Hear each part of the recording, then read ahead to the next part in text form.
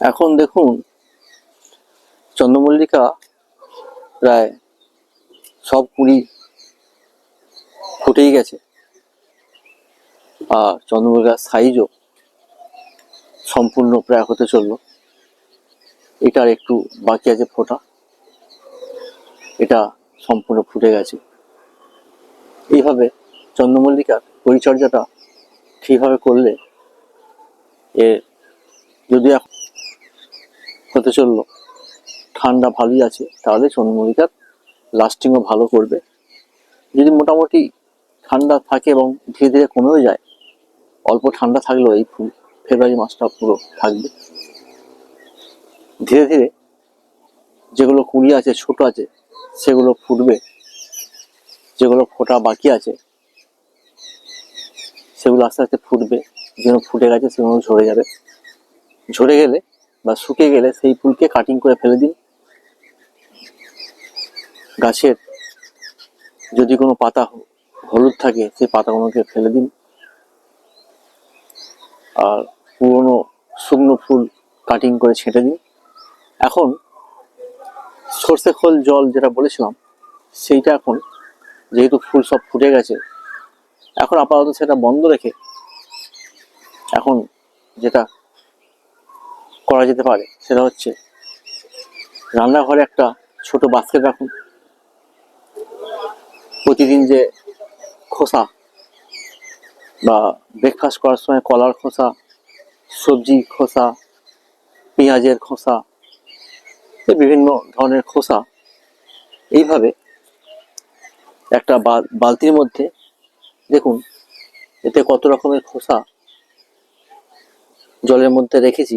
মোটামুটি 2 লিটার জলে 400-500 গ্রামের মতো খোসা, দুদিনের খোসা। ফ্যামিলি অনুপাতে যদি বড় ফ্যামিলি হয় তাহলে 1 দিনের খোসা, ছোট ফ্যামিলি হলে 2 দিনের খোসা। 2 লিটার জলে 3 দিন ডুবে রাখুন।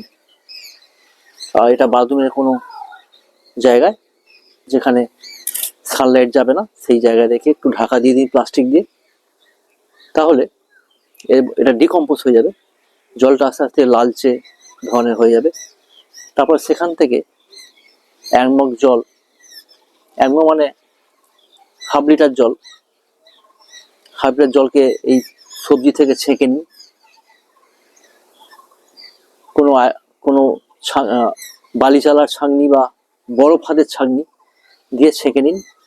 ছেঁকে নিয়ে সবজিগুলো ফেলে দেবেন না, সবজিগুলো পুরনো টবে যেখানে গাছ নেই সেই মাটির মধ্যে রেখে দিন। সেটা পরে মাটির সাথে মিক্সিং করে দিল, সেটা সার হয়ে যাবে।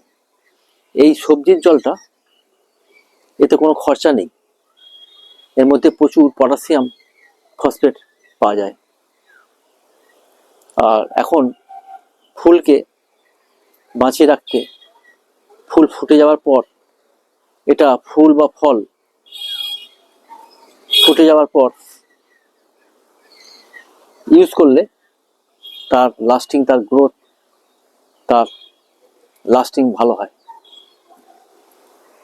এখন এই সবজির পচার জল ওই 2 দিন 3 দিন ভিজিয়ে রেখে যে জলটা হবে, সেই জলটা থেকে হাফ লিটার জল গুলিয়ে একটু লাঠি দিয়ে গুলিয়ে নিন।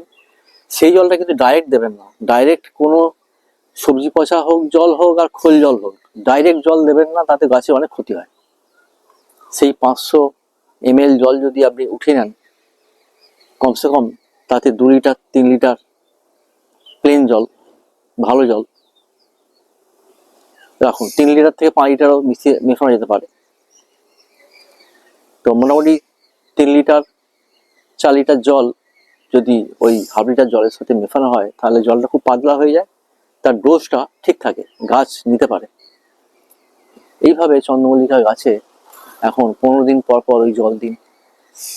আর সবজিগুলো বললাম ছেঁকে, সেই পচা সবজিগুলো আবার আপনি কোনো মাটিতে রেখে দিন। আপনার যে মাটি, বাগানের মাটি বা টবের মাটি, যে টবের গাছ মরে গেছে নেই, বা এমনি কোনো জায়গায় মাটি রাখা আছে সেই মাটিতেও রেখে দিন। তো পরে ওইটা মাটির সাথে মিশিয়ে দিন, পরে ওটাও ডিকম্পোজ হয়ে গিয়ে মাটির সাথে সার হয়ে যাবে। তবে কিছুই ফেলা যায় না। আর জলটা আমরা যদি বেশি জল থাকে তাহলে আমি যদি 500 গ্রাম 600 গ্রামের মতো মোটামুটি আন্দাজ সবজি মিশিয়ে 3 দিন ভিজে রাখেন 2 লিটার জলে, তাহলে ওই জলটা মোটামুটি যদি বেশি গাছ থাকে তাহলে 20 লিটার জল প্লেন জলে ওটা মেশাতে পারেন। 2 লিটার সবজি পচা জল 20 লিটার প্লেন ভালো জলে মিক্সিং করে দিলে জলটা পাতলা হয়ে যায় এবং গাছ ওইভাবে গাছ কিন্তু জলটা নিতে পারে। তখন আপনি এক একটা গাছের টবে 2 কাপ করে চা কাপের 2 কাপ করে ওই জল মিশ্রিত প্লেন জল মিশ্রিত জল পাতলা জল দিন, তাহলে এই গাছের গ্রোথ ঠিক থাকবে, গাছের পাতা সবুজ থাকবে, আর গাছের ফুল লাস্টিং করবে, খেলবে ভালো। আর যেসব গাছের কুঁড়ি আছে সেগুলো সব ফুল ফুটে যাবে। আর বাকি পরিচর্যার ক্ষেত্রে আমি তো আগেই বলেছিলাম, এই গাছের ফুল সানলাইট দরকার। এই গাছের রোগ প্রতিরোধ জন্য জাব পোকা বা পোকামাকড়ের জন্য কাকা 1 ml 1 লিটার জলে গুলে বিকেলবেলার দিকে দিন, 20-25 দিন পর পর এটা কিন্তু চালিয়ে যেতে হবে। আর নিম অয়েল 1 মাস পর দিতে পারেন। আর ফাঙ্গাসের জন্য যেটা বলেছিলাম অ্যামিস্টার 1 ml 1 লিটার জলে গুলে দিতে পারেন। অন্য পরিচর্যা তো ঠিকই আছে, কিন্তু এখন বর্তমান সময়ে ফেব্রুয়ারি পর্যন্ত গাছে সব ফুল ফুটিয়ে যায়। এখন এই আমাদের যে খোসা, সবজি খোসার জল খুব কাজ করে। এটা ছিল আমার আজকের নলেজ। সাবস্ক্রাইব করে পাশে থাকবেন। পরবর্তী যেমন নলেজ পাবো বা হবে আপনাদের সাথে শেয়ার করবো। ভালো থাকবেন, সুস্থ থাকবেন। ধন্যবাদ, থ্যাংক ইউ।